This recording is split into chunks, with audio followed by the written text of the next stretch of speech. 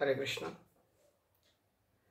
একবার আমাকে প্রশ্ন করেন, আচ্ছা আসলে সংসার সুখটা কি, সুখ জিনিসটা কি? তো ভক্তিবিনোদ ঠাকুর তিনি লিখেছেন, পর সুখে দুঃখী আর পর দুঃখে সুখী, এটাই হলো সুখ। সুখ শরীরের জন্য হয়, আর সুখটা আসে বিশেষ করে জড় বস্তু থেকে। যেমন ঘর খুব গরমে ফ্যান চালিয়ে দিলেন, এসি চালিয়ে দিলেন, যাচ্ছেন বসে আছেন ট্রেনে, গদি পেয়ে গেলেন। ইন্দ্রর জন্য জড় চক্ষুকর্ণ জিহ্বা নাসিকা ত্বক, এই পাঁচটা ইন্দ্রকে রূপ রস শব্দ গন্ধ স্পর্শ এর মাধ্যমে সন্তুষ্ট করাকে বলা হয় সুখ। যেটা শরীরটা তো জড়, আত্মা আছে বলে মূল্য আছে। যেই মুহূর্তে এই আত্মা চলে যাবে তারপর তো কিছুই না। ঠিক যেমন একজন গাড়ি চালাচ্ছে, অন্ধকারে লাইট জ্বালিয়ে দিয়েছে, তা গাড়ির গাড়িকে লাইটটা দেখছে না ড্রাইভার দেখছে? গাড়ির লাইট জ্বলছে, গাড়ি দেখছে না, দেখছে ড্রাইভার। আচ্ছা, ড্রাইভারের ভিতরে যদি ড্রাইভার দেখছে না আত্মা দেখছে? যদি আত্মা চলে যায় তার থেকে, ড্রাইভারের শরীর থেকে, তাহলে কি ওই ড্রাইভার আর দেখতে পাবে না? তাহলে দেখছে আত্মা। ঠিক সুখ হলো শরীরের জন্য, শান্তি হয় মনের জন্য। সুখ কিসের থেকে আসে? জড় বস্তু থেকে আসে। আর শান্তি কোথার থেকে আসে? মনের জন্য, সেটা হচ্ছে ত্যাগ থেকে আসে। আর আনন্দ কোথার থেকে আসে? আনন্দ আসে ভগবত ভজন থেকে। তো যাই হোক, আমি যেটা বলতে চেয়েছিলাম, তো ভক্তিবিনোদ ঠাকুর বলছেন পর সুখে দুঃখী। দুঃখী কিসে? পর সুখ দেখলে। আর সুখী কিসে? পর দুঃখ দেখলে। তো সেই জন্য একসময় একটা বুড়ি, এই আমরা স্টেশনে দুই সাইডে দুটো টিকিট কাউন্টারে দুটো বুড়ি বসে থাকে। একে যদি কেউ পয়সা দেয় ও জ্বলে পড়ে মরে, আর ওকে যদি কেউ পয়সা দেয় ও জ্বলে পড়ে মরে। তো একসময় একটা বুড়ি খুব সুন্দর শিবের আরাধনা করেছে, করে শিব একদিন দেখা দিয়েছে, কি চাই? আমার একটু কিছু বর দিবেন? হ্যাঁ, তোমাকে বর দিব।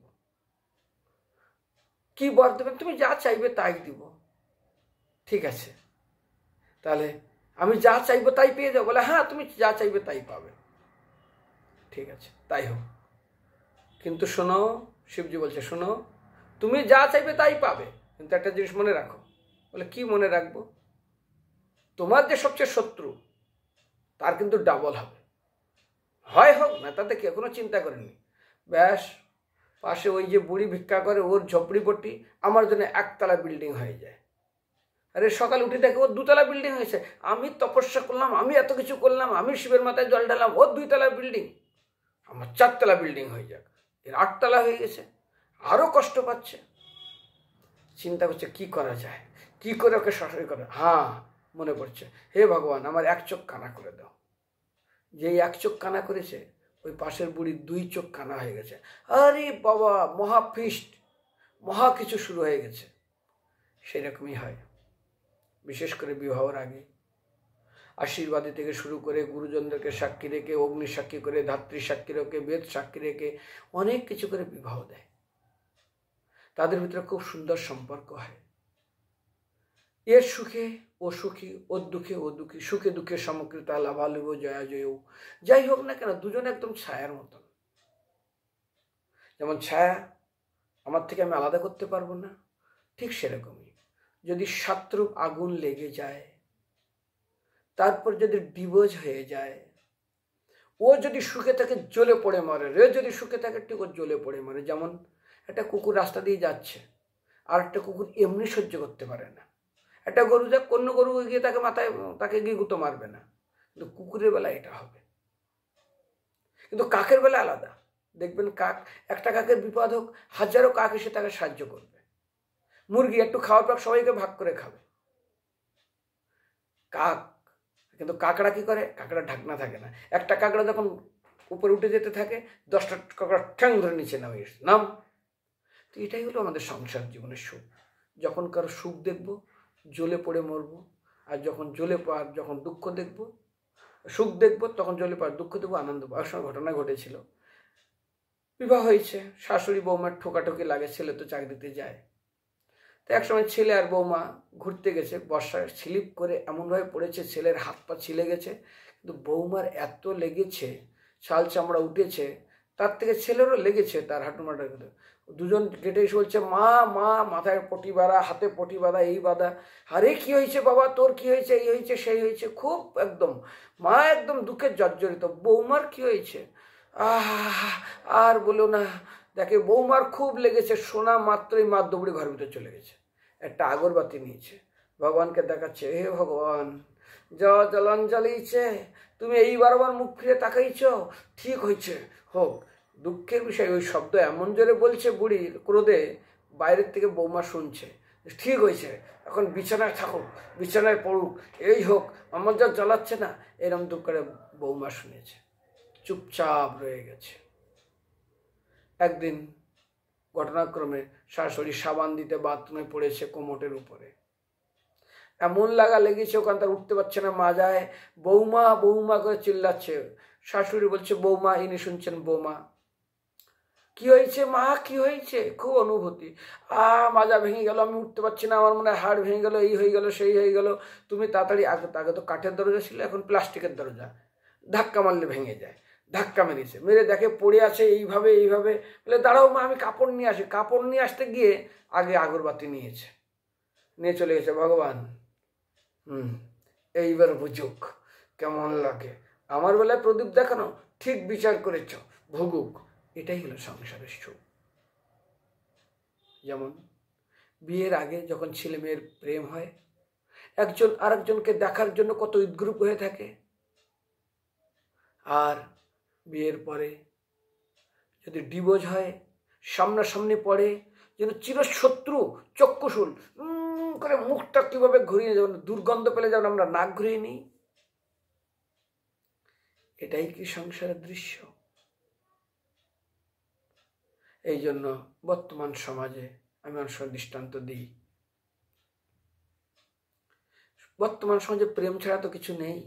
প্রেম হওয়া মানে পূর্ব দিকে সূর্য উদয় হওয়া, সবাই দেখতে চায় কত ভালো, কত সুন্দর, সেটাই ঠিক। কিন্তু যদি বিবাহ কেউ করেছে, তার প্রেমের সূর্য ডুবে যায়, আর সূর্য আর থাকে না। বিবাহ করা মানে সূর্য উঠল, আর যেদিন প্রেম করলো মানে সূর্য উঠল, আর যেদিন বিবাহ করলো চিরতরে তার সূর্য ডুবে গেল। এটাই তো। সেই জন্য অনেক সময় বলি, সমস্ত করতাল কি? এটাই কি এদের সংসার? এটাই কি এদের সংসার জীবন? কিভাবে তারা জীবন যাপন করছে? আজ সংসার জীবনের দৃষ্টান্তে যখন আমি দেখি, তখন যদিও বর্তমান সংসারের দৃষ্টান্ত এইরকমই দেওয়া হয়, যখন ছেলেটা ভালোবাসে, মেয়েটা যা বলে ছেলেটা শোনে, আর ছেলেটা যা বলে মেয়েটা শোনে। বিবাহর পরে মেয়েটার মা বলে, মেয়েটার বাবা বলে, মেয়েটার ভাই বলবে, সবাই ছেলেটাকে শুনতে হয়।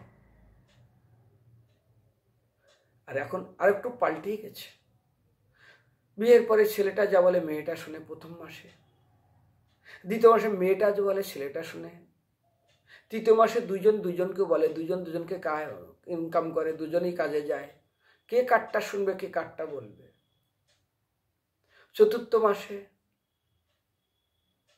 এর বাবার বাড়ি তার বাবার বাড়ি শোনে ফোনের মাধ্যমে। পঞ্চম মাসে কোর্টে চলে যায়, উকিল আর জজ শোনে। 6 মাসে কেউ কাউকে আর চেনে না।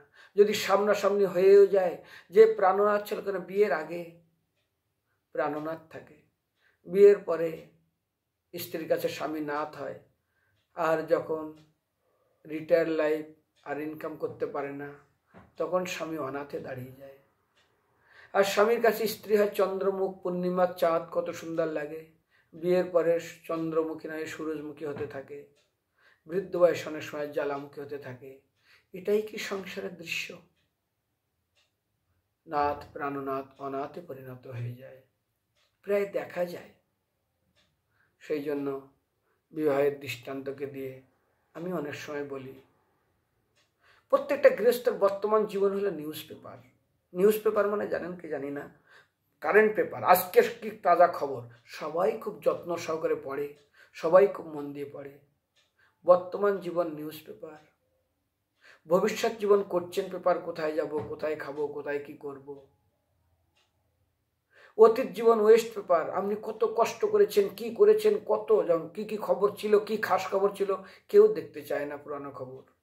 কত কষ্ট সংসার দাঁড় করেছেন, কি করেছেন, কি করেছেন, কার জন্য কি করেছেন, কত কি হয়েছে, কত লোককে উপকার করেছেন, কেউ শুনতে চায় না, ওয়েস্ট পেপার। এটা হচ্ছে অতীত জীবন। বর্তমান প্রেজেন্ট জীবন হলো নিউজ পেপার। ভবিষ্যৎ জীবন কোশ্চেন পেপার। কিন্তু মনে রাখুন, present life news paper, past life West paper, future life question paper, retire life tissue paper. ছেলে একবার কাজে লাগাবে, মেয়ে একবার কাজে লাগাবে, বিশেষ করে যাদের মেয়ে হবে, এর বাড়িতে 2 দিন, ওর বাড়িতে 2 দিন, এর ছেলে হয়েছে, তার মেয়ে হয়েছে, তার নাতি হয়েছে, তার শুধু দৌড়াতেই থাকো, শুধু ব্যবহার করবে। এটাই কি সংসার জীবন? সেই জন্য খুব সাবধানে আমরা কিসের জন্য এই মনুষ্য জীবন পেয়েছি এটা মনে রেখে কীভাবে ভগবত ভক্তি যাজন করা যায়, কতটুকু করি আমরা। হরে কৃষ্ণ।